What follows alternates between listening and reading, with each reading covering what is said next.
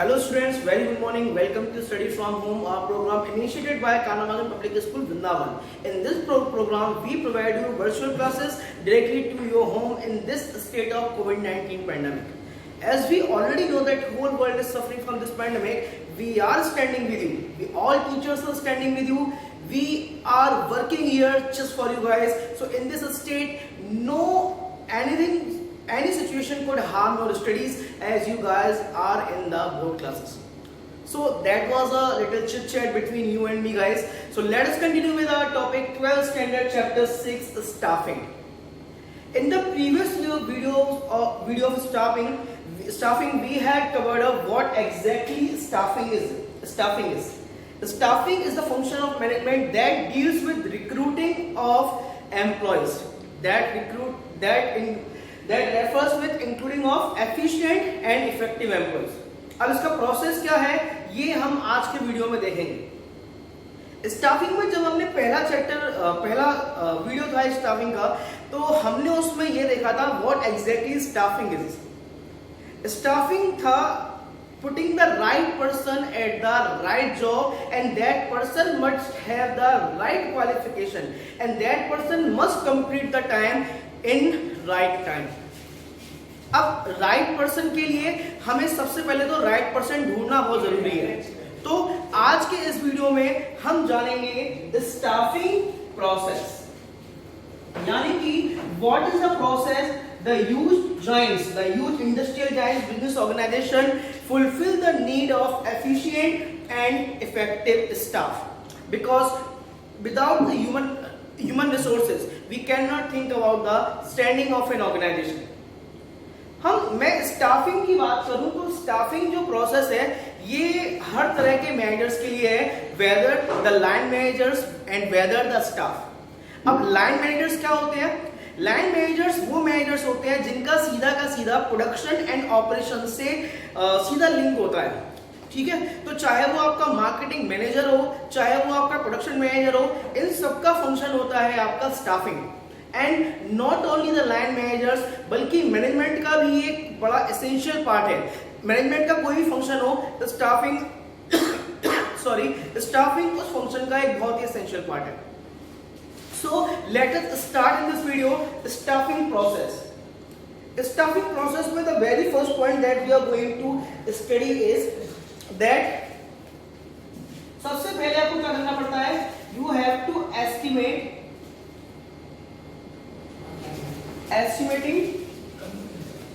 manpower requirement.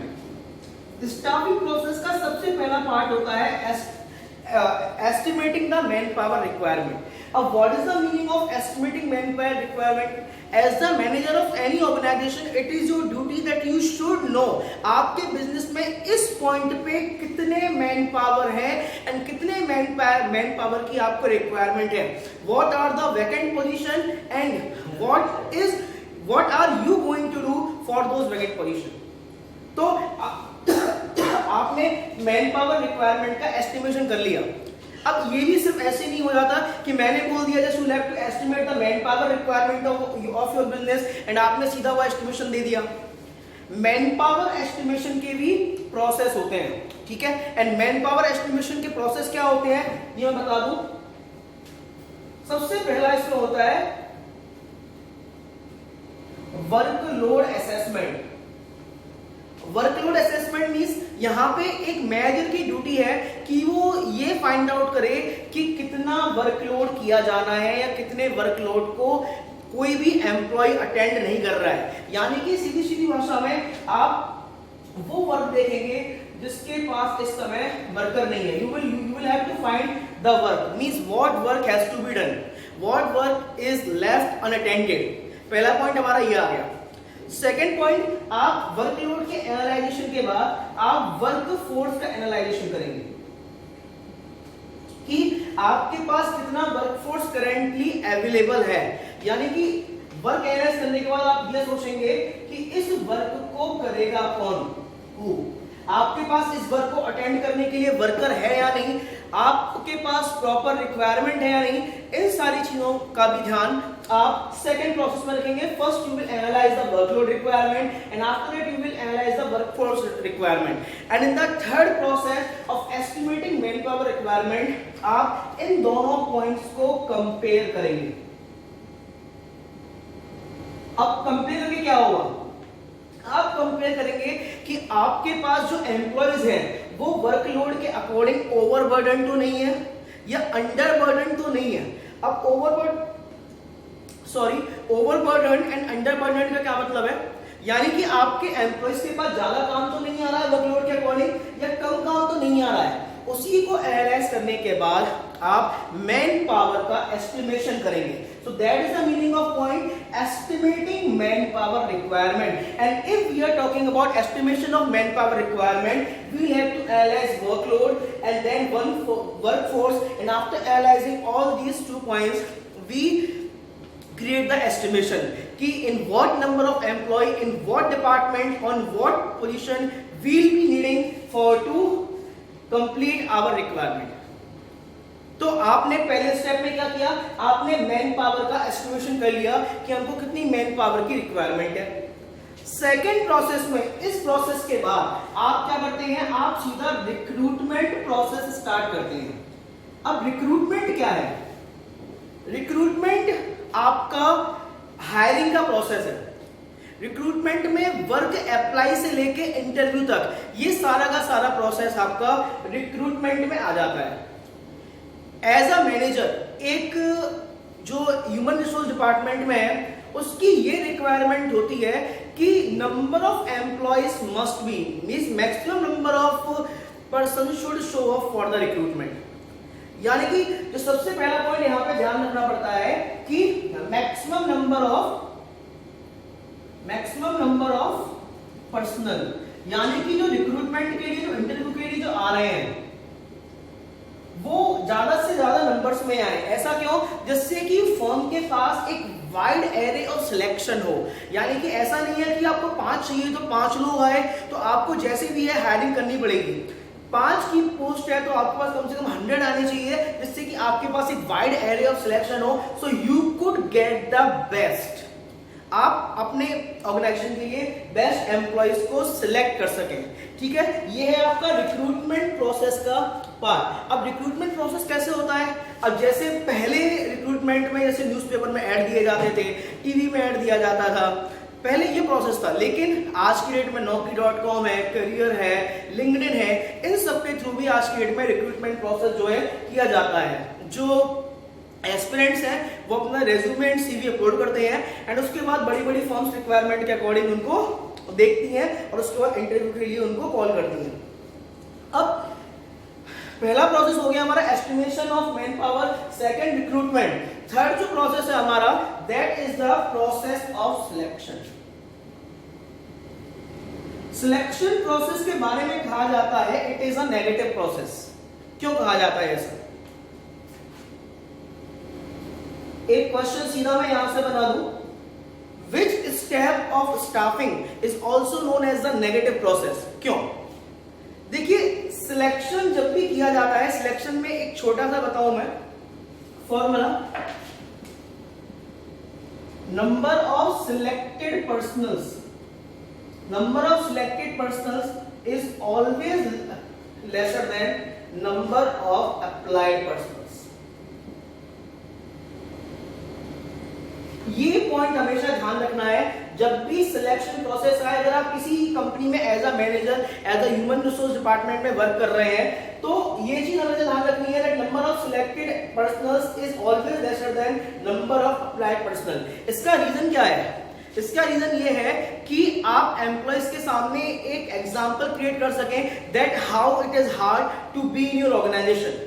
Why they'll have to be in your organization, and if they are selected, they'll have to understand the seriousness of that point.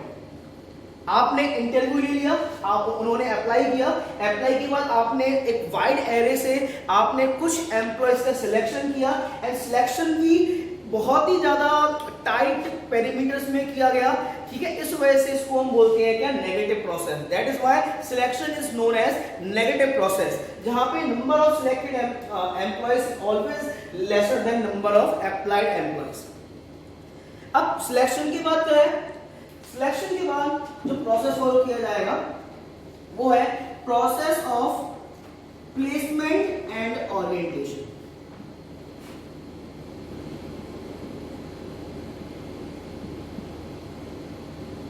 Process of placement and orientation. अब what is the meaning of term placement? देखिए आपका जो process है वो 4th step तक आ गया है, यानी सबसे पहला estimation, after that you were being recruited and after that you were selected and selection के बाद you occupy the vacant post. So the occupation of the vacant post is known as the process of placement. सीधा यहां पे छोटा सा लिख देता हूं,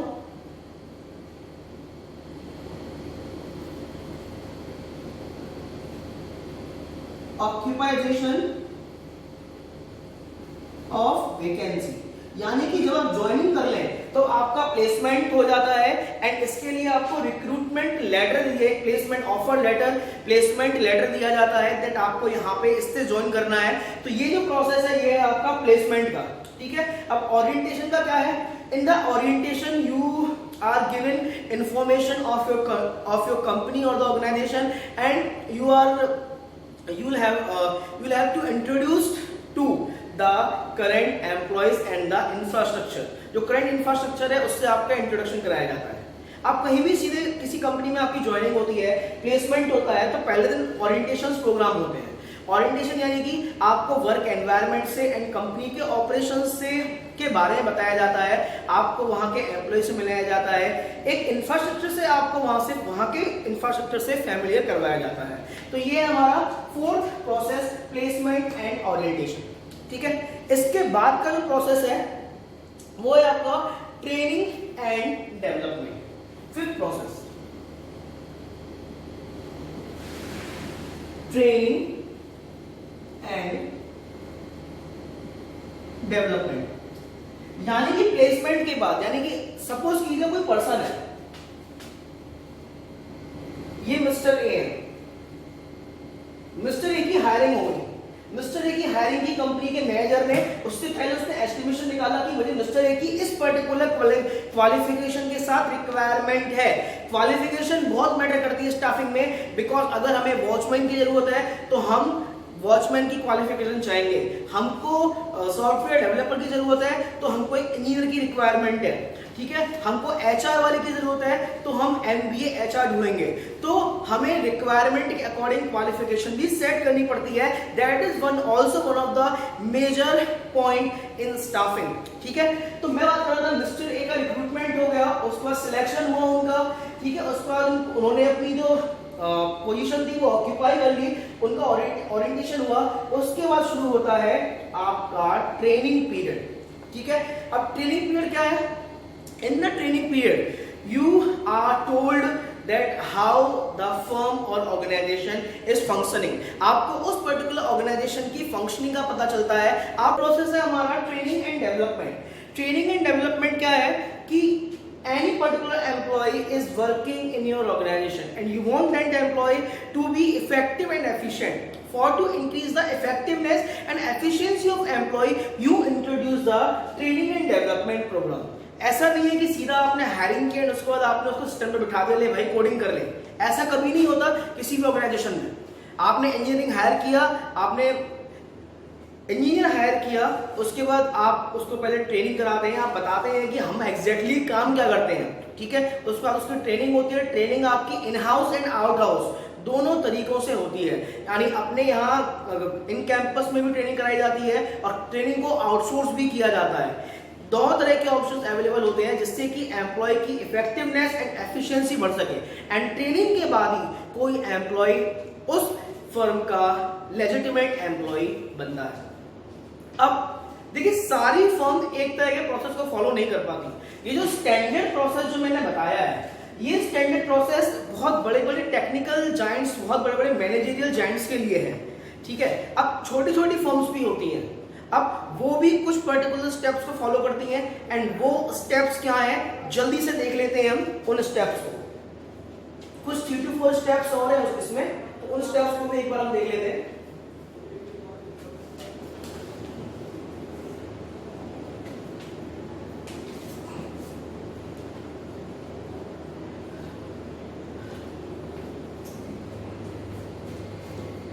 The steps followed by a small organization are सबसे पहला जो स्टेप है वो है performance appraisal.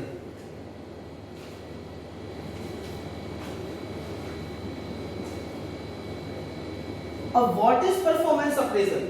Performance appraisal means that employees are introduced to an environment जहाँ पे उनको ये बता दिया जाता है कि they'll have to go through that particular criteria and after that their performance will be evaluated, ठीक है, their work feedback will be given to them। तो अगर एम्प्लॉय अच्छा वर्क करता है तो उसको अप्रेज किया जाता है, उसको एंटरटेन किया जाता है, उसको ये बताया जाता है कि yes he is doing the great job and he should continue it. उसको टाइम टाइम लीव दी जाती हैं, इंसेंटिव दिए जाते हैं, बोनस दिया जाता है। तो इस तरह की चीजें भी कंपनी जो है वो इंट्रोड्यूस करती हैं अपनी वर्क फोर्स को प्रमोट करने के लिए, सपोर्ट करने के लिए, ठीक है। इसके बाद सेकेंड जो वर्क आता है वो है इसमें प्रमोशन। अब प्रमोशन टर्म का मतलब क्या है? प्रमोशन टर्म का मतलब है इंक्रीमेंट ऑफ पोस्ट एंड पे, ठीक है। अब ये परफॉर्मेंस अप्रेजल का पार्ट है। परफॉर्मेंस अप्रेजल में आपका प्रमोशन भी आता है, यानी कि कोई एम्प्लॉय बहुत टाइम से अगर वर्क कर रहा है आपकी फर्म में, तो ये फर्म की ड्यूटी है कि टाइम टू टाइम उसकी परफॉर्मेंस के अकॉर्डिंग उसको प्रमोट किया जाए, उसको अप्रेज किया जाए, जिससे कि जो एम्प्लॉय है उसका मन काम में बना रहे, एम्प्लॉय आपके लिए लॉयल रहे, इफेक्टिव रहे एंड एफिशिएंट रहे, ठीक है। इसके बाद जो थर्ड पॉइंट है वो है आपका कंपनसेशन।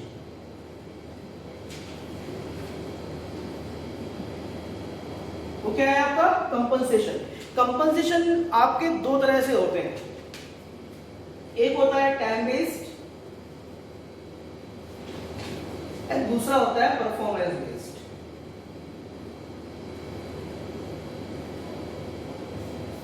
टाइम बेस्ड कंपनसेशन में आते हैं पे, सैलरी, यानी कि टाइम टू टाइम जो एम्प्लॉय हैं उनको सैलरी पे की जाती है, डेली बेसिस, वीकली बेसिस और मंथली बेसिस, जो भी आपका एग्रीमेंट के अकॉर्डिंग है। एंड उसके बाद परफॉर्मेंस बेसिस में आते हैं आपके बोनस, इंसेंटिव्स एंड कमीशन,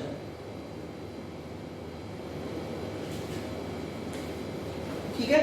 ये आपका परफॉर्मेंस बेसिस का है। आपने बहुत अच्छा काम किया, आपने सेल बहुत अच्छी की, आपने हायरिंग बहुत अच्छी की, तो उसके बेसिस पे भी आपको इंसेंटिव दिया जाता है। तो इस वीडियो में हमने जाना स्टाफिंग प्रोसेस के बारे में। स्टाफिंग प्रोसेस में सबसे पहला प्रोसेस था एस्टिमेटिंग द वर्कफोर्स रिक्वायरमेंट, जिसमें हमें वर्कलोड एंड वर्कफोर्स को एनालाइज करने के बाद, कंपेयर करने के बाद हमको अपनी रिक्वायरमेंट देनी थी।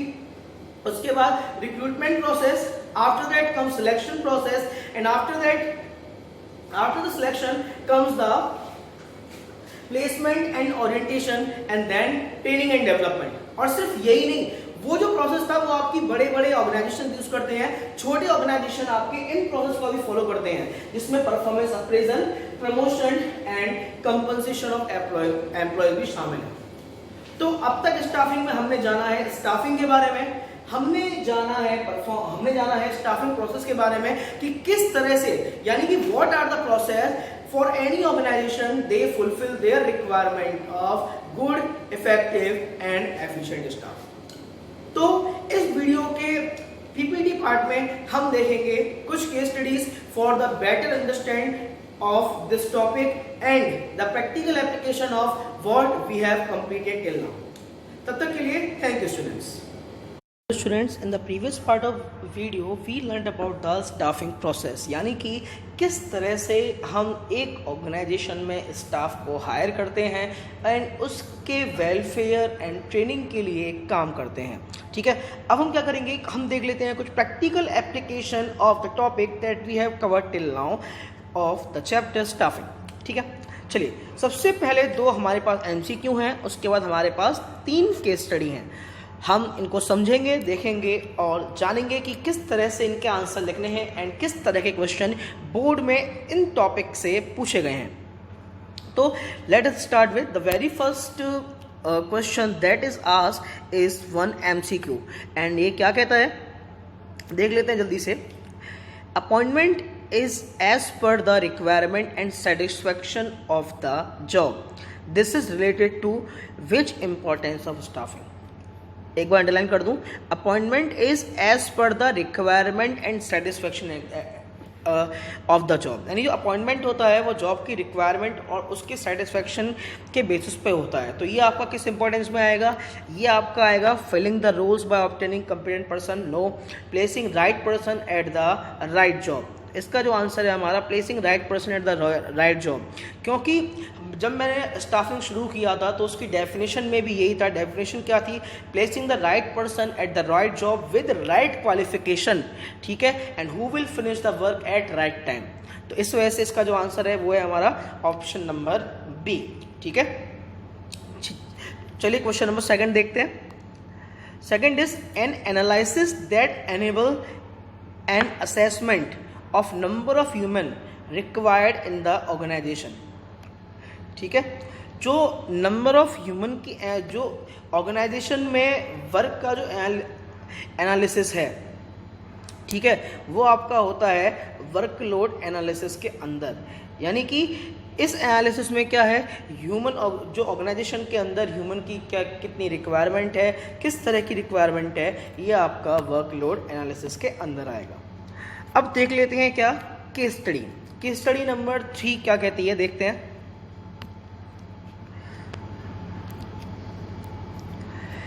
Bhagwati enterprises is a company engaged in the marketing of air conditioners of a famous brand.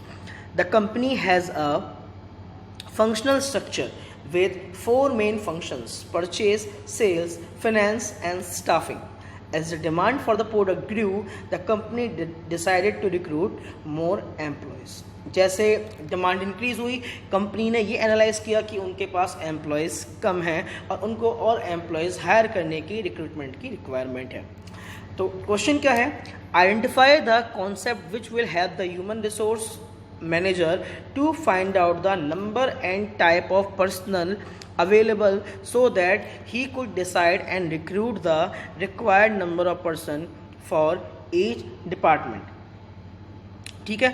अब इसमें क्या है, हमें कॉन्सेप्ट रिकॉग्नाइज करना है जो क्या है, जो ह्यूमन रिसोर्स मैनेजर की हेल्प करेगा to find out the number and type of person available so that he could decide and recruit the required number of person for each department. इसके लिए स्टाफिंग का पार्ट है ये, और यहाँ पे आपको जो एनालिसिस करनी पड़ेगी वो आपको करनी पड़ेगी क्या, वर्क फोर्स एनालिसिस। अब वर्कफोर्स एनालिसिस क्यों करनी पड़ेगी, यहाँ पे वर्कफोर्स एनालिसिस इस वजह से करनी पड़ेगी, यानी कि आपने ये देखा कि आपके पास एम्प्लॉयज़ की कमी है और उसके बाद वर्कफोर्स को एनालाइज करने के बाद ही आप जो पर्सनल्स हैं जो कि आपके पास आए हैं उनको आप उस पर्टिकुलर एरिया या डिपार्टमेंट में डाल पाएंगे और रिक्रूट कर पाएंगे as per the requirement of department, ठीक है। तो इसका आंसर है आपका कॉन्सेप्ट ऑफ वर्कफोर्स एनालिसिस, ठीक है। यहाँ पे आप हेल्प कर रहे हैं ह्यूमन रिसोर्स मैनेजर की। चलिए 4th केस स्टडी देखते हैं। 4th केस स्टडी क्या कहती है, 4th केस स्टडी के बारे में 4th केस स्टडी देखते हैं। Akansha, Nikita and Parishma are the owner of a handicraft unit in the urban area of Dibrugarh in Assam, which is involved in the manufacturing and marketing of Sital Patti, traditional mats and Jappi. They decided, यानी कि क्या है, Akanksha, Nikita and Parishma are the owner of handicraft unit in the urban area of Dibrugarh in Assam, which is involve in manufacturing and marketing of Sheetalpati. क्या है Sheetalpati, traditional mats and japi, ठीक है, एक head gear है, ठीक है। They decided to shift this manufacturing unit to a rural area with an objective of reducing the cost and providing job opportunity to the locals, ठीक है। अब इसके बाद they followed the functional structure in this organization with a view to increasing managerial and operational efficiency. They assessed and analyzed the type and number of employees required, keeping in mind that they had to encourage the women and the people with special needs belonging to the rural areas. यानी कि आप इन lines में देखेंगे assessment and एनालिजेशन of work, तो यानी कि estimation वाला जो प्रोसेस है वो किया जा चुका है। यानी कि जो हमारा स्टाफिंग प्रोसेस में पहला स्टेप था हमारा क्या, असेसमेंट ऑफ वर्क, ठीक है, एस्टिमेशन ऑफ एम्प्लॉयज, तो एस्टिमेशन ऑफ वर्कफोर्स किया जा चुका है। पूछा क्या है हमसे, state the next 3 steps that they will have to undertake for obtaining a satisfied workforce for their handicraft unit. तो ओवरऑल ये जो क्वेश्चन है आपका, ये क्वेश्चन आपका बोर्ड में 3 मार्क्स में पूछा जा सकता है, ठीक है। एक हमारे पास पहला है एस्टिमेशन ऑफ वर्कफोर्स, ठीक है। जो इसके बाद का जो प्रोसेस है वो है हमारा रिक्रूटमेंट। सेकंड जो प्रोसेस होगा वो होगा रिक्रूटमेंट होगा, ठीक है। Recruitment is the process of searching for prospective employees and stimulating them to apply for job in the organisation. जो रिक्रूटमेंट प्रोसेस है वो आपका जॉब अप्लाई करने वाला प्रोसेस होता है। इसके बाद सिलेक्शन प्रोसेस, सिलेक्शन एम्प्लॉयज में अमंग द रिक्रूट्स, जितने भी रिक्रूट्स आए हैं आप उसमें से जो है जो क्वालिफाइड एंड रिक्वायर्ड जो एम्प्लॉयज़ हैं उनको सेलेक्ट करते हैं। एंड उसके बाद जो थर्ड, पहला हो गया हमारा estimation of employee, second recruitment, third selection and the fourth one is placement and orientation. Placement and orientation का मतलब the employee that has been selected by the recruitment process is given the job place, जहाँ पे उसकी जिस position पे उसको जाना है वो प्लेस, वो पोजीशन उसको दे दी जाती है। तो ये आगे के 3 जो प्रोसेस हैं जो हमें इसके एज अ आंसर लिखने हैं, ठीक है। इसके बाद देख लेते हैं case study number 5। Case study number 5 क्या कहती है? केस स्टडी नंबर 5 कहती है resolution private limited is a publishing company. It's book on business studies for class 12 is in great demand. As a result, the employees in the marketing department are always racing against time. The employee have to work overtime and on holidays too. ठीक है, to cater to the demand. अब इसमें क्या है, same problem है, demand को cope up करने के लिए उन्हें ओवरटाइम करने की जरूरत पड़ रही है। तो उसके बाद क्या हुआ, managers in the marketing department are under stress as they have to handle more than 2 territories. The work stress has led to dissatisfaction among the employees and managers. यानी कि उसके जो वर्कर्स हैं, वर्कर्स ओवरबर्डन्ड हैं, ठीक है। और वर्कर्स का ओवरबर्डन्ड वाला काम है वो कब देखा जाता है? वर्कर्स का ओवरबर्डन्ड वाला काम देखा जाता है आपका एस्टिमेशन ऑफ वर्कफोर्स, यानी आपने एस्टिमेशन कर लिया है, ठीक है। तो क्वेश्चन क्या क्या है? क्वेश्चन है name and explain the step. जो क्वेश्चन जो है वो इसमें नहीं है, मैं एक बार बोल रहा हूँ, सुन लीजिएगा। Name and explain the step of staffing which has not been perform properly. यानी इस केस में कौन सा स्टेप प्रॉपरली फॉलो नहीं किया गया है? इसमें जो स्टेप प्रॉपरली फॉलो नहीं किया है वो है एस्टिमेशन ऑफ वर्कफोर्स। वर्कफोर्स का एस्टिमेशन अगर सही तरह से किया जाता, ठीक है, वर्कलोड और वर्कफोर्स का एनालिसिस किया जाता तो ओवरबर्डन की सिचुएशन यहाँ पे नहीं आती, ठीक है। ओवरबर्डन की सिचुएशन क्यों है? क्योंकि यहाँ पे एस्टिमेशन ऑफ मैन पावर और वर्कफोर्स का सही तरीके से नहीं किया गया, ठीक है। इसके बाद जो क्वेश्चन है वो क्या कहता है? इसके बाद का क्वेश्चन कहता है state the next 2 stages immediately following the step identified in part A. यानी यहाँ पे हमने देख लिया था कि estimation of man power requirement, इसके बाद के 2 इमीडिएट कौन से हैं? इसके बाद जो इमीडिएट प्रोसेस है वो है रिक्रूटमेंट एंड इसके बाद का जो इमीडिएट प्रोसेस है वो है आपका सिलेक्शन। इस तरह का क्वेश्चन आपसे 3 मार्क्स में पूछा जा सकता है बोर्ड में, ठीक है। तो ये थी कुछ practical application of the staffing, its importance and staffing process. तो तब तक के लिए इस वीडियो को यहीं फिनिश करते हैं। Thank you students, have a very wonderful day and अपनी क्वेरीज को ज़्यादा से ज़्यादा पूछिए in the comment section, call me, WhatsApp me, there is no boundation of asking queries. Thank you students, have a very wonderful day, stay home, stay safe.